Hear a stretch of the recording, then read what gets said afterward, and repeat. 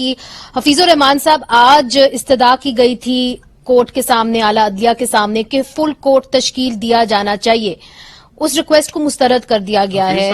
और आप इसके बारे में क्या कहेंगे? जी, मैं इस पे ये कहूंगा कि आज आपको पता है कि सबसे पहले सुप्रीम कोर्ट बार एसोसिएशन ने, पाकिस्तान बार एसोसिएशन ने और इसके अलावा जो बार काउंसिल ने और इसके अलावा तमाम पार्टीज जो थी, पीटीआई के अलावा तमाम ने ये रिक्वेस्ट की थी सुप्रीम कोर्ट से कि इतना सेंसिटिव मैटर है और क्योंकि सेम इशू के ऊपर पहले एक रिव्यू पिटीशन सुप्रीम कोर्ट की पेंडिंग है और एक जो है अपील पेंडिंग है जो कि इलेक्शन कमीशन के फैसले के खिलाफ है। उसमें भी यही इशू है कि ये जो 25 लोगों के वोट जो है मुस्तरद हुए थे और जिसमें 20 लोगों ने दोबारा इलेक्शन कंटेस्ट किया, वो इश्यूज और ये जो मौजूदा जो डिप्टी इसका फैसला है रूलिंग के मतलब ये सेम इशू है और इसको इकट्ठा सुनना चाहिए और इसको लार्जर बेंच या फुल बेंच को सुनना चाहिए, क्योंकि कुछ पार्टीज के जो है तहफ्फुज़ात हैं और मैं नहीं कहता किसी जज के बारे में कि कोई ऐसी बात होगी, लेकिन एक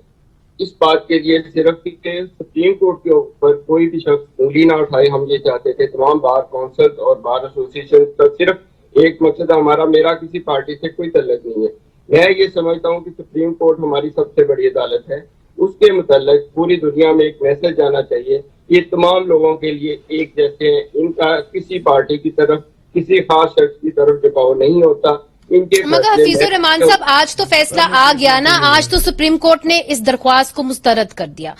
और तो आप इस अमल को कैसे देखेंगे? जो वकला बरादरी है वो कैसे देखेगी? ये है कि जो पार्टीज का, मुख्तलिफ पार्टीज का और एक पार्टी का इस पे जो इत्तेफाक था उसको ठेस पहुंची है। मैं समझता हूँ सुप्रीम कोर्ट को चाहिए था कि इस पे फुल बेंच बनाया जाता, कोई 10-15 दिन अगर इस पे टाइम लगता था तो उससे कोई फर्क नहीं पड़ जाता। कुछ जजेस जाहिर छुट्टियों पे हैं, शायद चीफ जस्टिस साहब ने इसलिए उसको कहा कि ये जल्दी फैसला होना चाहिए।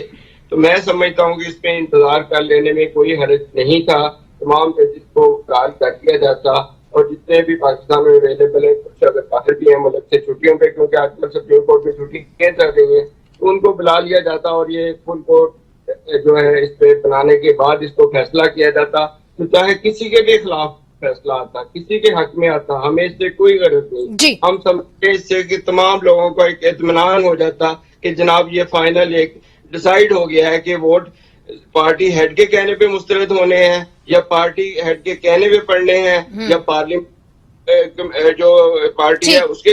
पढ़ने हैं। तो एक दफा के मसला हमेशा के लिए हल हो जाता और आइंदा के लिए बहरहाल वो नहीं हुआ चौधरी साहब। और उसके अंदर हमने देखा कि